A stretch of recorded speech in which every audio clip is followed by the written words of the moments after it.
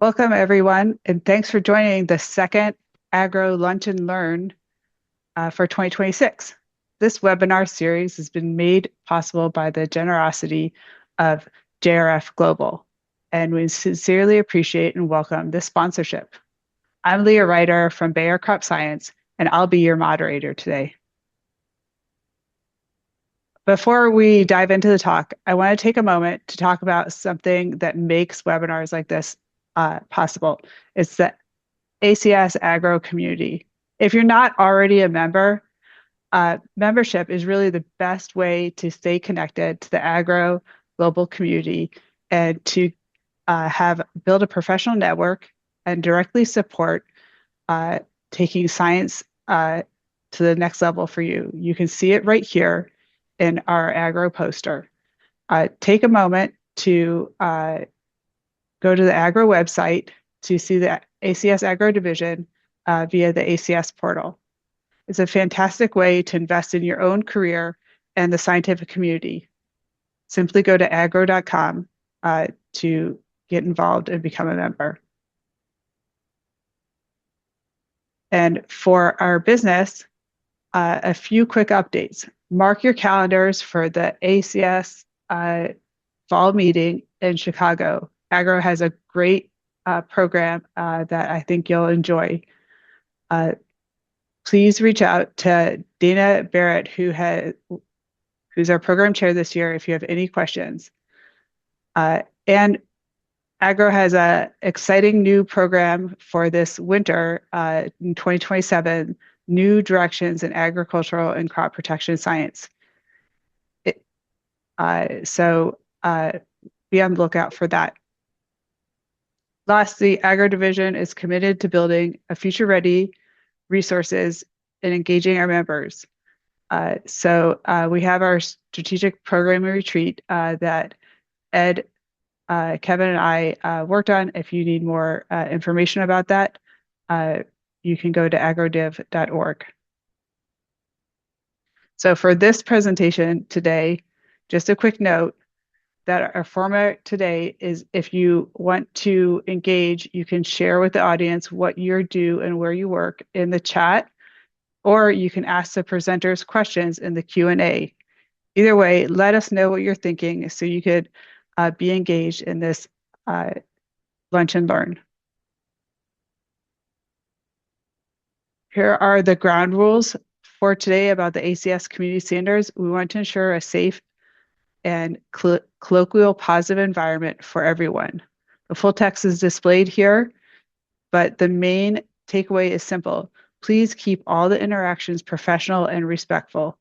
This is especially important for the chat and Q&A tools. Next, I'd like to take a moment to introduce our speakers. Dr. Sudip Mondal is the co-founder and director of science at vivoVerse, where he leads the development of elegans-based NAMs for chemical safety and efficacy assessment. His work integrates microfluidics and AI-driven imaging for high-content phenotyping, enabling predictive DART and DNT endpoints. This exciting work builds on his training in physics and neurobiology, where he developed scalable platform combining C. elegans and organoid metals for next generation toxicology and screening platforms. I'm particularly interested in this due to our interest in new technologies in the agrochemical space. I hope everybody else is also.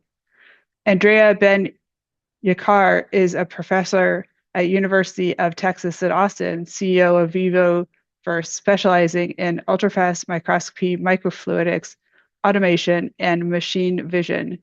She has pioneered scalable, high-content screening platforms and optical tools, advancing NAMs, drug discovery, and toxicology. At vivoVerse, she co-leads development of automated platforms using C. elegans models for DART, DNT, and systematic toxicology assessment. All right. Thank you so much for the introduction and for inviting us to give this presentation about our essays at vivoVerse. Specifically, we will be talking today about developmental and reproductive toxicity assessment using elegans-based new approach methodology.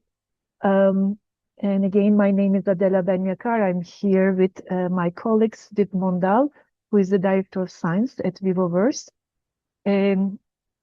We provide high content data and AI accelerated platforms for predictive and rapid DART testing. That will be the main topic of the talk today. Just a quick snapshot about myself and vivoVerse. I am actually professor at the University of Texas at Austin in the mechanical engineering department, as well as biomedical and electrical engineering, multiple appointments. I did my PhD at Stanford many years ago and spent some time both at Harvard and Stanford as a postdoc, and started in 2004 here at UT Austin as a professor. And this whole development for the vivoVerse, our company, started with the grant that we received from the NIH. It's called NIH Director's Transformative Award, which is given 5 teams per year. It's a very competitive grant that we were able to receive. We were lucky to receive it, and that enabled us to develop all the technologies and assays that I will be presenting today. Towards the end of this grant and project, we spinned off vivoVerse in 2018. And since then, vivoVerse raised about $7 million in federal grants and investments. We are independent from the university. We have 2,500 square feet lab and office space, 10 full-time employees and a few contractors. We have exclusive licensing from the multiple patents from UT Austin. These are our facilities and our some of our team members. We have wet lab space, microscopy labs. We have AI data analysis workstation, AI assisted, accelerated, and many more other facilities. Just a snapshot of what we provide. The assays that we offer at vivoVerse, the green ones highlights the ones that we currently offer. We can study efficacy studies of using different assays such as lipid metabolism, ROS, and we can look at the individual gradients or their mixtures. From the toxicology point of view, we provide DART assessment and as well as systemic toxicity. We are developing, there are upcoming essays about the developmental neurotoxicology, DNT, and we have a set of wild isolate panels where we can look at the genetic variability and many more to come. Our goal, our hope is to help companies in their product development, especially in the discovery pipeline. We will, currently, at least this is the first goal, where they can prioritize their compounds for discovery programs. So if they have a hit and they want to prioritize what will be the first compound that they want to study, hit the lead kind of studies.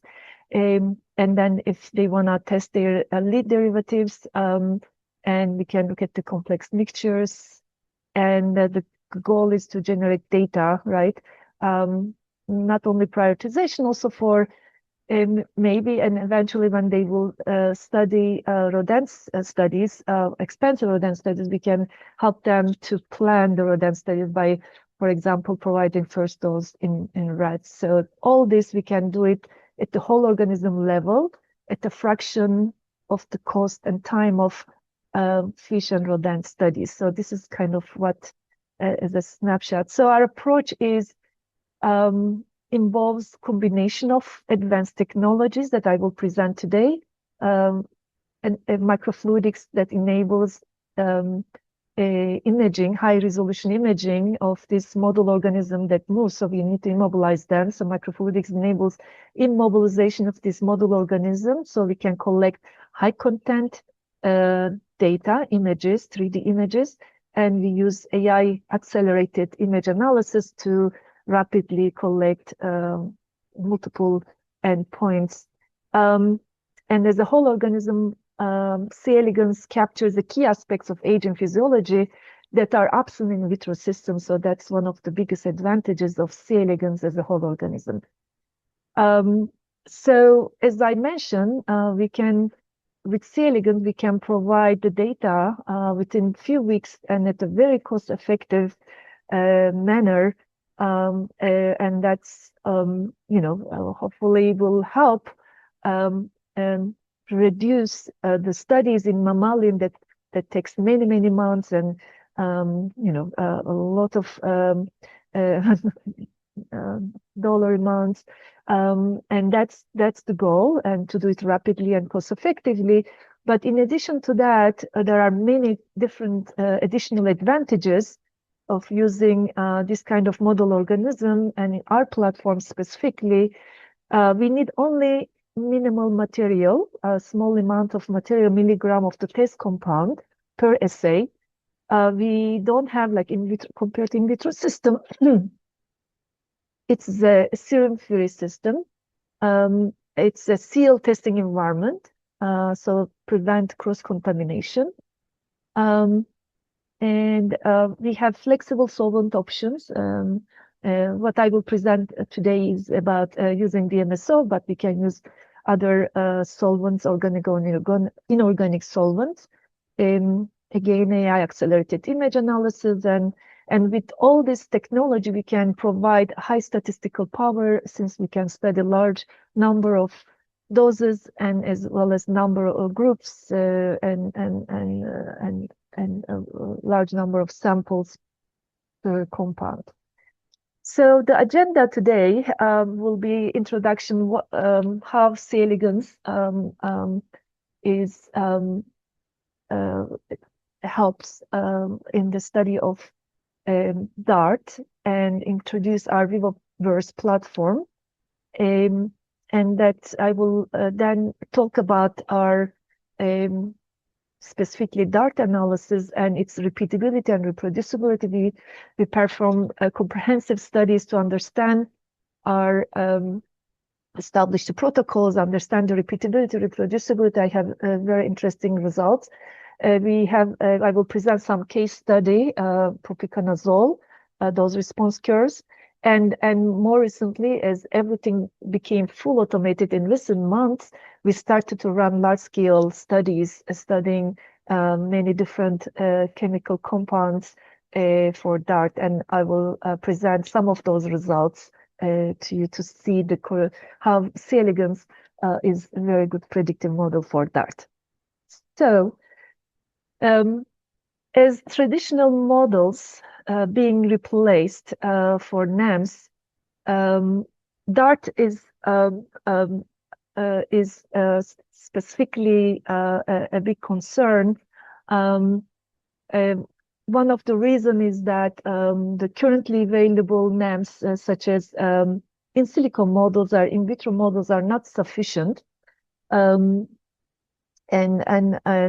for the in silico data, we have limited data for in silico calculations.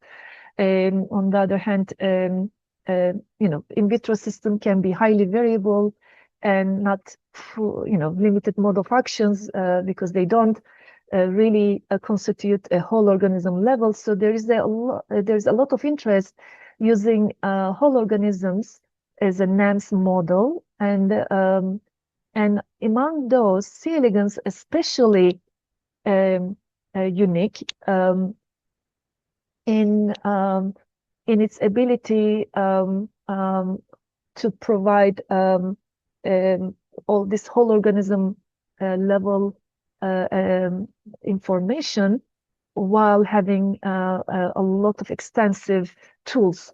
First of all, it's a highly reputed model with 4 Nobel Prizes for investigators who studied C. elegans.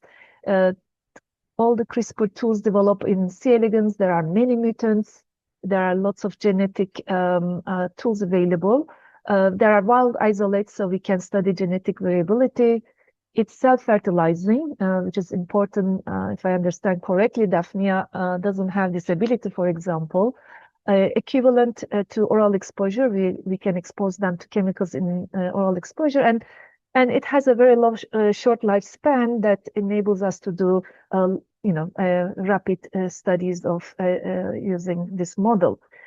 So with all these advantages, C. elegans is really a good model for DART. In general, cell culture systems are not ideally suited for the prediction of DART. They often lack transformation capacity and multicellular or multi-organ complexity that C. elegans will have. And they don't have, of course, complete life cycle of whole organism. So in that sense, is a great model. Earlier studies look at the developmental toxicity, because it's relatively easy to look at the developmental toxicity by measuring the length of C. elegans during development after exposure. And one of these studies showed that it has 200 chemicals that they studied, that C. elegans has 74% sensitivity compared to rabbit and rat studies, is as good as the zebrafish, if not better than zebrafish sensitivity with respect to rabbit and rat. So it's a good model, and with good sensitivity, at least is developmental testing that they have, toxicity testing that they have performed. However, to study reproductive toxicity as well as in addition to developmental toxicity requires a lot of manual handling of C. elegans. At the end of the day, they are not these cells that they are sitting in a petri dish. They move. They are large, millimeter size, and then you need to look at their progeny, the embryos, the hatching, the progeny. It's a very time-consuming effort. So it was not possible to use this model for DART, or very limited usage for DART because of this low throughput and manual time-consuming steps. So that's where our company developed these technologies to enable DART, as well as it's not for today's talk, but toxicity studies. So as I mentioned in the beginning, we combine multiple technologies, including microfluidic technologies that enables high content imaging, and we use AI accelerated image analysis. All these three technologies allows us to do rapid studies of concentration response curves, those response curves of multiple developmental and reproductive parameters that I will be presenting today. So it has a bit high statistical power. And however, of course, all this needs to be designed in a very still requires complex infrastructure, where we start to say everything is controlled by centralized database. Everything starts with the client onboarding, where we receive the chemicals, we design the assays, we have the wet lab operation domain, and all this communicated directly with the database. The assays are, the results are collected through microscopic imaging. The data is again, dumped into the database, and the AI models in the database, with a click of a button, can analyze this data. Of course, everything is stored in-house with the half a petabyte, 500 terabyte in-house data storage unit, and as well as in the cloud. Reports are generated and provided our client, and everything is in this integrated infrastructure. Without this infrastructure, it would have been impossible to create the proper AIs and training data, and each analysis of each chemical creates terabytes of information that needs to be analyzed. So it's very time consuming. So therefore we have this integrated infrastructure that enables everything smoothly run and in a full automated manner. So let's talk about a little bit about the technology before we start about assay and why C. elegans the good DART model. So our core technology is this microfluidic chip. Micro, as you can understand, is the micro scales because worms are 50 micron wide. So we create this microfluidic structure using lithography to trap them inside these channels so that we immobilize them. So our microfluidic chip is in a multi-well format. It has multiple wells, and underneath each well, there are these microfluidic channels that immobilizes the C. elegans.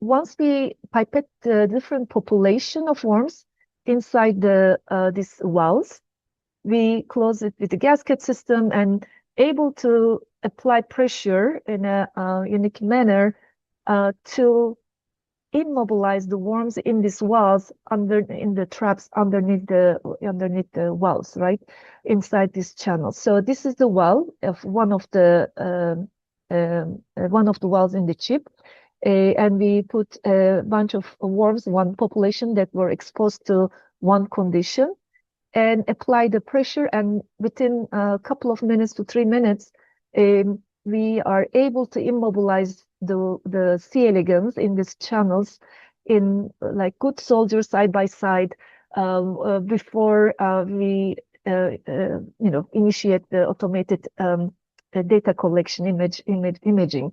And this is happening in one well, but this is the image of the one well, but it's happening in all other wells simultaneously. So within a short time, we can immobilize all the worms and take in this microscope with the automated image data collection.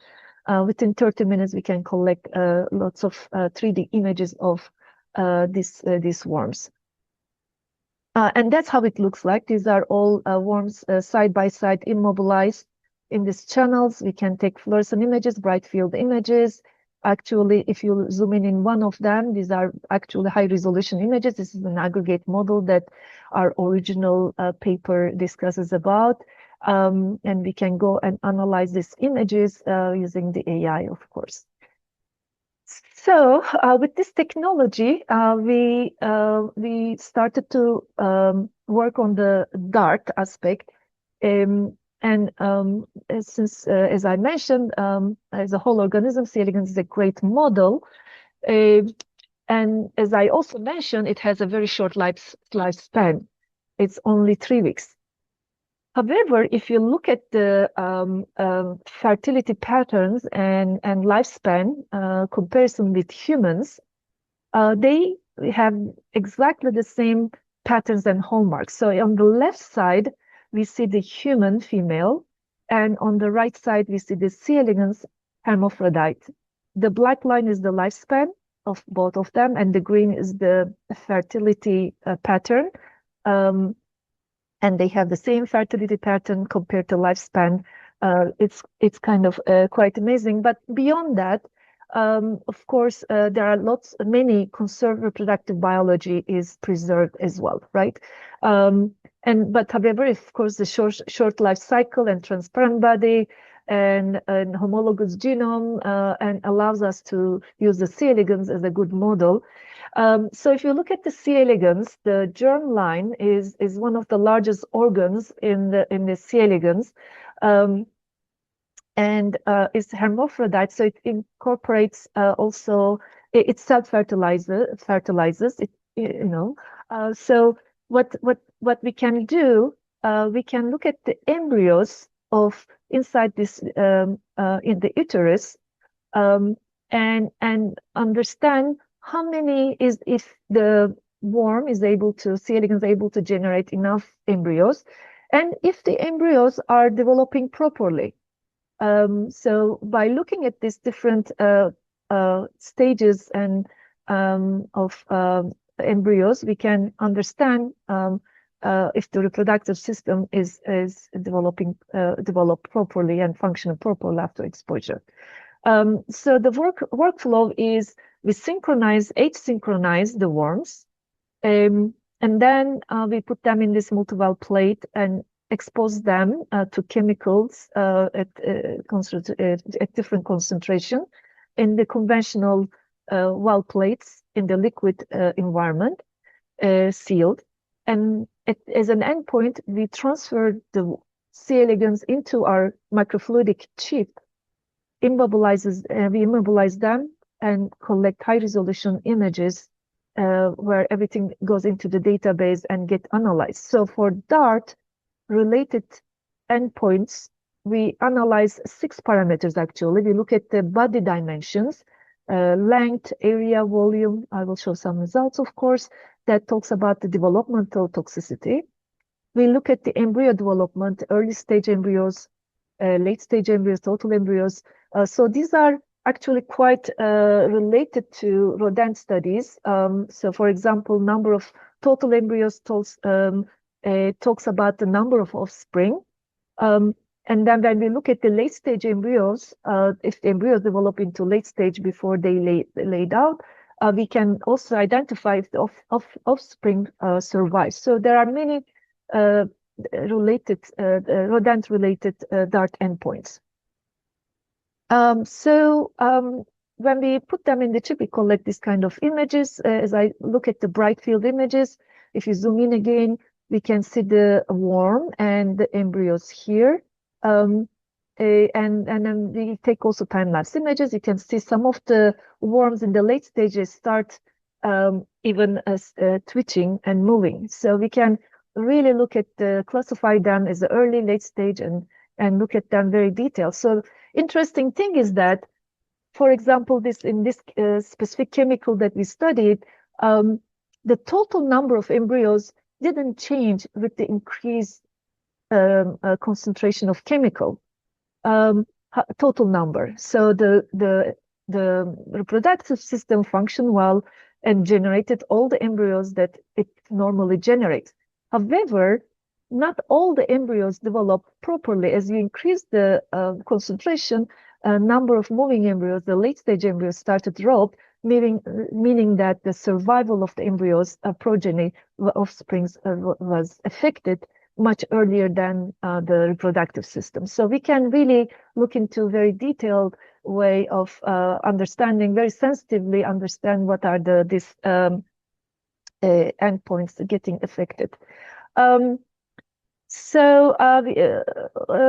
Maybe I will, this is a repeat of what we said before, a centralized database that analyzes everything with AI, accelerated models, and generates reports. And we have been publishing this work.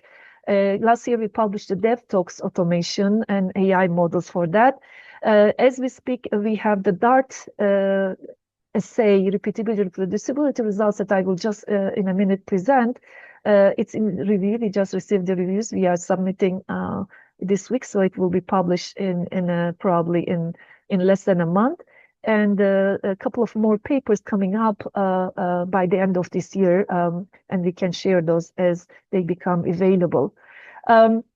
So I want to present now the repeatability of our DART assay. We performed a large-scale study where we studied 5 biological repeats, 5 different chips, and in each chip we had 4 different conditions, and we had 6 technical repeats. So we did a lot of manual analysis of these embryos and animals that I will present. But the way that we treat them, after we asynchronize them, we expose them for 72 hours starting from the larval state until they become adult, day 1 adult we call, and that's the moment that we image them in day 1 adult stage. So that's kind of our protocol. And let me show some of the repeatability results. This is in one chip. We had 4 conditions. We treat the worms with DMSO solvent at different concentrations. 0 means just water, and as we increase the DMSO concentration, we look at the different parameters, and each condition was repeated, technical repeats for 6 repeats. So this is the length parameter. This is the total embryo parameter. So we looked into many of these parameters, and they don't change much. And then if you look at the coefficient of variation and of all the 5 biological replicates, all the 6 technical replicates in each biological replicate, we come up with this repeatability data. It's very, very encouraging. The CV, the coefficient of variation of all the 6 parameters that we study, they are really low. So the threshold in one of the OECD test guidelines for earthworm for CV threshold is 30%, and all our parameters are maximum parameter CV is 15%. So we are half of the threshold that OECD test guidelines, for example, recognize as a nice threshold. So our studies are really repeatable and reproducible. And so with this encouragement, with this data, we also were able to develop, the AI models. All this manual analysis allowed us to train very, very accurate models, AI models. So, but let me show you a case study, dose response curves for propiconazole. Again, we treat them for 72 hours starting L1, 10 doses that we studied. You can see in this plot the length, and on the left and the right is the number of offsprings as the most sensitive reproductive toxicity parameter that we found. And then we can determine the EC50 values for both. You can see here that the offsprings are 7 times less than EC50 for offsprings is about 7 times less than the developmental parameter, which is the length. So this is very encouraging. The reproductive happens earlier than the developmental toxicity, and then the number of offspring is the most sensitive. The late stage embryos is the most sensitive parameter in our assay. And then if you compare this to viability of the worms, so here I have this relative changes for viability, for volume, which is the DevTox, developmental toxicity, and purple is the late stage embryos, which is a reprotox parameter that most sensitive. And here I'm presenting EC10 and a point of departure kind of value, and you can see that viability is 30 times later than the late embryo. So if you look at the viability ratio to reprotox ratio is 31. So it is, and then DevTox also about 5, the volume, if you look at it. So that specific effects are well distinguished from what is the general non-specific apical effects or general cytotoxicity effects, right? So, and this is very important. So it's not that we are actually they are just getting toxic in general toxicity, but is more very specific. The DevTox and reprotox are very specific, are well distinguished toxicity parameters for propiconazole and many other compounds that we studied. Actually, this is the kind of one of the last slides that I want to present. We, as I mentioned, with the AI accelerated image analysis, now we can run lots of chemicals. This is the one of the first chemical sets that we studied. Here there are 2 chemicals with different from pharmaceuticals, industrial chemicals, agrochemical areas, and the Spearman correlation of ranking in C. elegans, the EC10 values compared to rat Loyal ranking is 0.84. So it's very well correlated, the ranking in C. elegans compared to ranking in rat models for the chemicals. Not only that we can predict the reproductive toxicity, we are able to rank them similar to rat, right? So this is very important. And if you look at the different chemical space. In agrochem, again, we have about 87 Spearman correlation, which means that the ranking is well correlated with, again, rat model. Very interestingly, the pharmaceutical drugs actually are almost one-to-one correlation. They are one-to-one. The ranking is correlated one-to-one. That's very, very encouraging.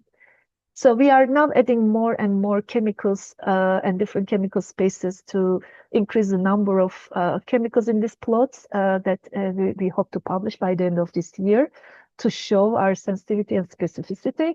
And yes, there are some very few numbers. We run about 48 chemicals so far. I don't want to present because it requires in-depth analysis. They are the sensitivity is very high. And as well as specificity. But yes, we have 1 or 2 chemicals out of 48 that we tested that they don't predict properly. But the correlation is quite impressive. Hopefully we'll have good results to publish very soon. So with this, I would like to summarize my talk. And just to summarize, we have the relevant DART endpoints that we can study is the worm growth, developmental, and we look at the in utero embryonic phenotypes to look at the offsprings and reproductive tox and the offspring survival. And they have it's very repeatable and reproducible. So they have a good correlation with the rat ranking data. Unique assays upcoming, just for you to know, we have the DNT assay is a bit more complicated. It requires even much higher resolution and look at the axons that they are 300 nanometer in scale, right? So we are working on these assays and we have genetic diversity of that we can study, which will be impossible to do in any other model because of the expense and time-consuming efforts, of course. So thank you very much for your attention, and I will be happy to receive any questions that you may have. And Sudip also will join me in responding to your questions.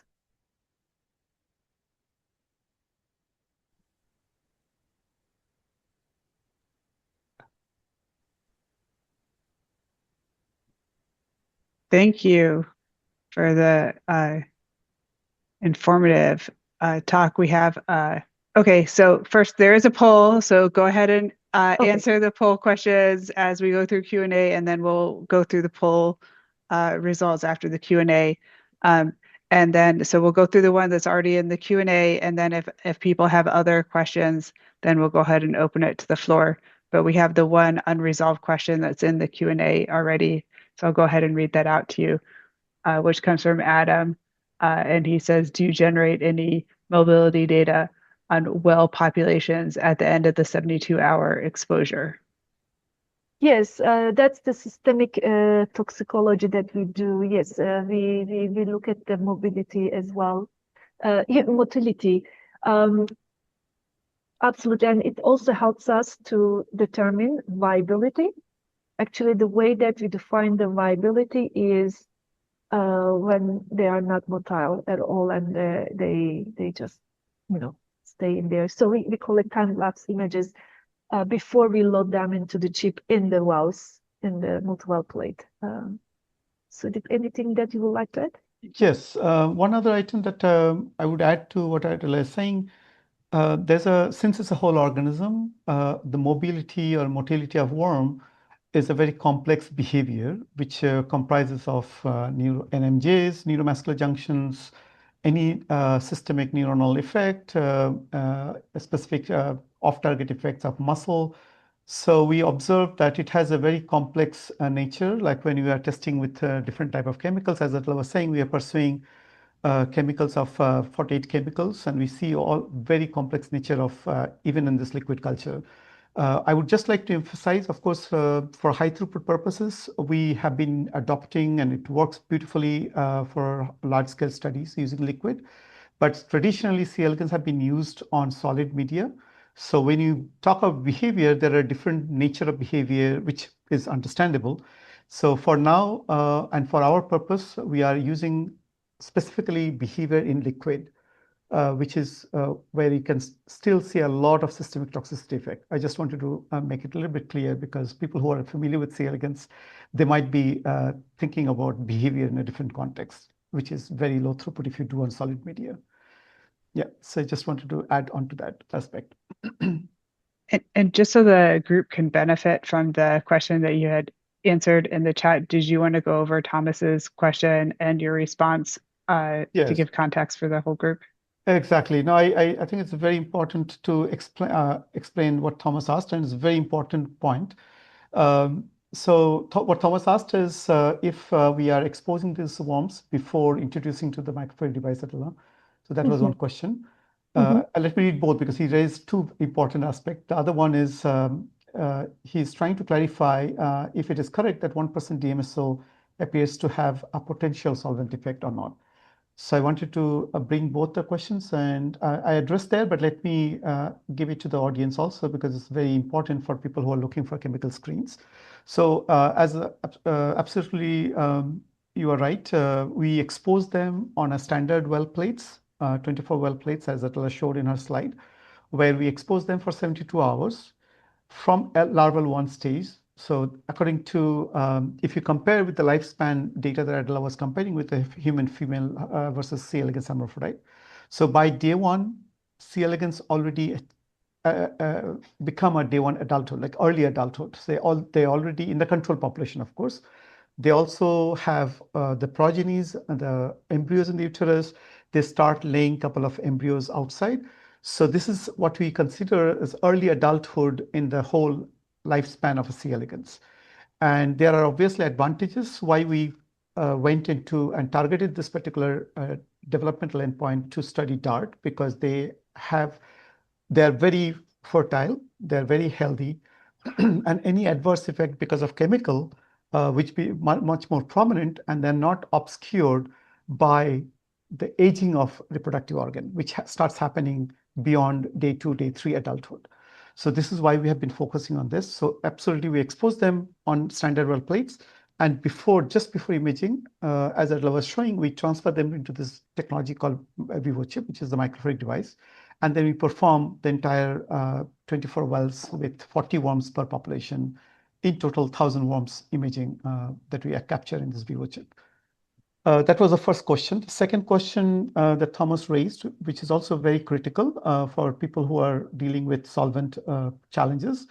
Yes, we did study DMSO as a solvent, and the paper that Adela mentioned, which we are getting published very soon, and we'll be happy to share that data, more detailed data. So we tested 4 different DMSO conditions. Of course, 0%, which is more like media, S media or water. And then we have 0.2%, 0.5%, and 1%. And there are a lot of vast literature there explaining effect of DMSO in C. elegans up to even 5% DMSO. The reason we did this is because we know that many chemicals, their solubility increases if you can incorporate a little bit higher amount of DMSO. Now, C. elegans being very robust model, the cuticle is not where the chemical goes through primarily. They are ingested. So any chemical solubility improvement, and if it doesn't affect the general development of C. elegans, is advantageous for chemical screen. So when we studied these 4 different conditions, we found no significant effect even at 1% DMSO for the parameters that we are interested in. And for the repeatability data that Adela showed, we saw there's no statistical significance when you look into the population average and repeatability data over multiple sets. On the other hand, it is helping us to study chemicals for a wide range of chemicals. And especially if you remember the lethality data compared to DART, your lethality happens at much higher concentrations. So if you want to successfully study that in a good way, using a higher DMSO is advantageous for ours. So yes, these are the 2 important questions that I wanted to address. And Adela, if you want to add on to something. Yeah, I mean, as you said, we study about 3 orders of magnitude Right. concentration variation. The data is, spread out. So And just to emphasize again, the viability tests are done by looking at the motility, just Yes. before loading them on the chip, and they are, 30 times higher concentration they get affected than the reprotox. Just to mention this again, because that's what's quite impressive for us to see that you can actually detect the reproductive toxicity much earlier. So it looks like we've got various questions popping up in the Q&A. And so you can read as well as I can, but Keith has one around the IP. Yes, Keith is asking if what kind of intellectual property we have in the company. So we licensed from UT the microfluidic chip design. This is a issued patent, and a couple of patents around that involves all the automated system, the loading, the we call it vivoChip, the microfluidic system, as well as the loading system. We have some imaging modalities IPs. We have assays that we submitted. So we have our IP platform is quite broad, from microfluidics, imaging, and AI, and assays. The DART assay is very unique by itself. Also, the parameters that we can look into that because the other system will not allow you to look at the in vitro embryos. It's impossible mission to accomplish without the microfluidics and AI models that we develop to analyze the DART parameters that we are analyzing. So we have also IP protection on the assay as well. Maybe Sudip, you can answer the next one. Yes, exactly. I see another question popping up, Leah, just to help you also. Adam asked about like comments on the reprotogen models that we might have, and if you are considering. So, Adam, that's a very important aspect of why we believe C. elegans can be beneficial and can have an edge compared to other model organisms or small model systems, specifically because the tools that are available for C. elegans. So it's to our surprise, and we use it extensively. C. elegans resources are very enriched. So there is a consortium, as Adela mentioned in her talk, where we have like 1,000 wild isolates collected all over the world with various genetic studies being performed. It is helping a research community to do GWS studies, heritability studies. There is also a 2,000 mutant library in C. elegans that is present that people can have access to. It's free to anyone. There is a consortium called CGC at University of Minnesota, and they have like thousands and thousands of mutants, genetic CRISPR-generated worms, fluorescence reporters. But to address specifically in the space of DART, yes, there are a lot of resources that can be used for studying mechanistic understanding of DART. Like, for example, one reporter that we have hosted in the company, we have done some preliminary studies some time back where you can look into chromosome segregation defect. It can label into the meiotic phases. You can see if there are changes in those particular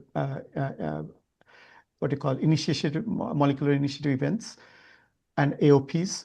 But the paper that we are publishing and the essays that Adela was highlighting today is primarily to use non-reporter strain, because this is only bright field images that we can look. But of course, you can imagine that beyond this, there's a scope beyond this.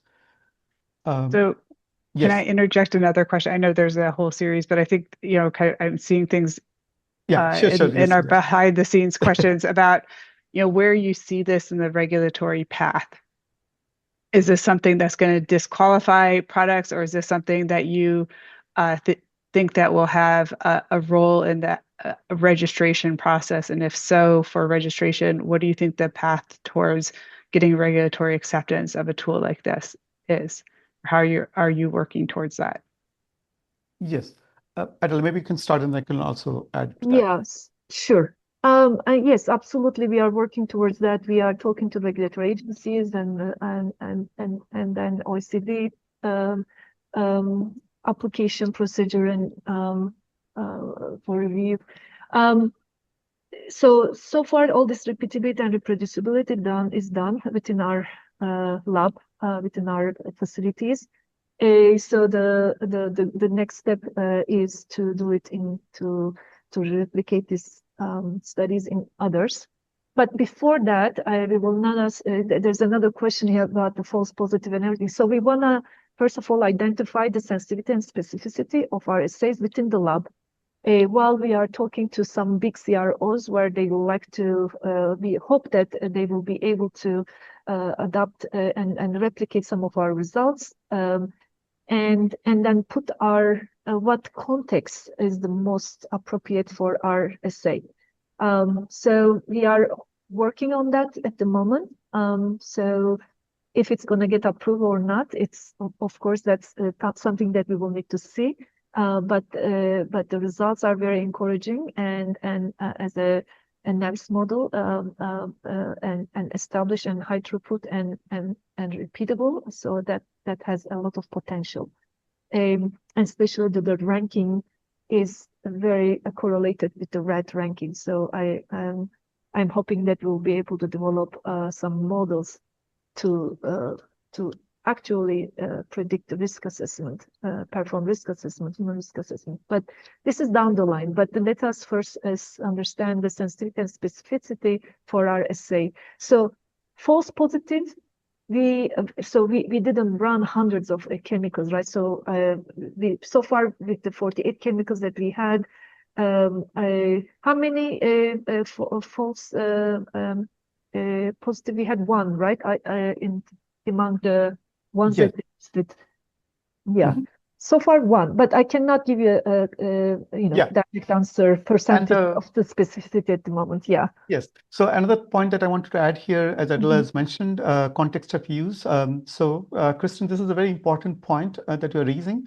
And I think there's a lot of data assessment to be done. For example, we are hoping to do in this paper that Adela is mentioning in the future studies with a large-scale chemical, if we compare our endpoints with the different type of endpoints that have been studied in C. elegans, I think that will tell us also a different story because it might not predict one certain things, but it might predict something else better with a higher sensitivity or specificity. So that's the goal that we are hoping to do with 48. Maybe I even add a little bit more, as Adela was saying, that we are hoping to add to that chemical to make it substantiate with enough sufficient data set. And also for different type of chemical space. So yes, we are also looking forward to summarize this and to identify, and we are added some of negative chemicals also to understand that it doesn't also predict them wrong. Oh, I see some flashes of polls. Yeah. Results, Poll which is results interesting. came in. Yes. Yeah, thanks for participating. We have the poll results up. I believe we can scroll up and down the window that popped Oops. up to see the results. So I don't know who's going to walk through this. If you want me to walk through it, or if you had plans. Deep. So it looks like the majority are interested but not currently evaluating them. And then NAMS-based DARTs approaches, Silico, Vivo seem to be the winners here. Although the sum adds up to more than 100 because it's multiple choice. Currently using NAMS, it looks like, again, since it's multi-choice, early stage, and then not using it.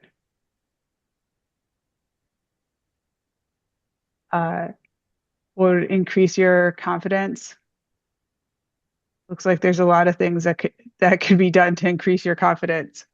So I think that maybe a conclusion is that there's work to do. Yeah. Challenge.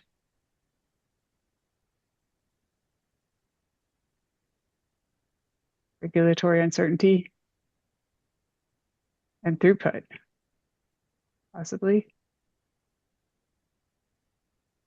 Regulatory uncertainty seems to be the lead. And which stage? So definitely early is the leaders here. Earlier are the leaders. Mm-hmm. Do you have any discussion around, or if there are questions about the outcomes or thoughts about the outcomes of the survey?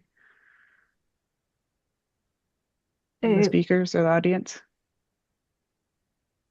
Yeah, it's very interesting that I'm going to use 33% of the audience, they do not use NAMS-based dart approaches. It would have been nice to understand why was that, or probably there are no regulatory approved NAMS-based darts available, obviously. But it is clear that they are interested in for the early prioritization to get this DART data, NAMS-based DART data. And that's exactly what we are hoping to provide with our assays, at least at this stage, until hopefully our assay will get more recognized and in an OECD test guideline, as an OECD test guideline. So that's our goal, to achieve that eventually. Is this the first time you polled an agriculture-based, agrochemical-based audience, Adela? I know you serve multiple industries. Well, yeah, we did talk, of course, to a couple of different agrochemical companies. We are in touch with them, and we have discussions. We didn't give them services yet. We would love to start exploratory studies with them. And one of the reasons also that our AI models are just recently, we finalized the AI models early this year, actually. So now we will be able to run this larger scale study where we are studying 48. We run the 48 experiments. We are analyzing the data, comparing to rat studies, and we would like to run another 48 by the end of the summer. With those results, as one of the questions was, the number 4 in the poll, right? What will increase your confidence in adopting a novel NAMS-based data assay? 73% said concordance with rodent data or other published data, right? So this is our first goal: get this concordance data into the hand of our customers, audience, industry, various industry segments. And for us, we want to see where we are powerful, where we are not performing well, where there are lots of false positives, right? So that's a no. So far the results are great, but we want to prove that, and then go to inter-laboratory validation. Yeah. So yeah, to answering your question, we are in touch with them, but we didn't work with them yet. We will love to, of course, especially for inter-laboratory validation, because inter-laboratory validation will be for different chemical space and context of use. We will need industry partners that we are lining up already, but yeah, that's very important segment that we can address. Well, we're at time, and so I'd like to take a moment to thank our speakers today. It was really a great webinar, and appreciated the information and discussion that we had. And then I'd like to quickly announce the upcoming Lunch and Learn, which will be for our award winners from last year. So our Spencer Award winners will be giving talks in September, and then October we'll have commodity screening methods that will be analytical focus, and then HIST division. So I really appreciate everybody's time today and this great webinar, Lunch and Learn series, and JRF Global for sponsoring us. Thank you, and we'll see you next time. Thank you for having us. Yeah, thank you Yep. all.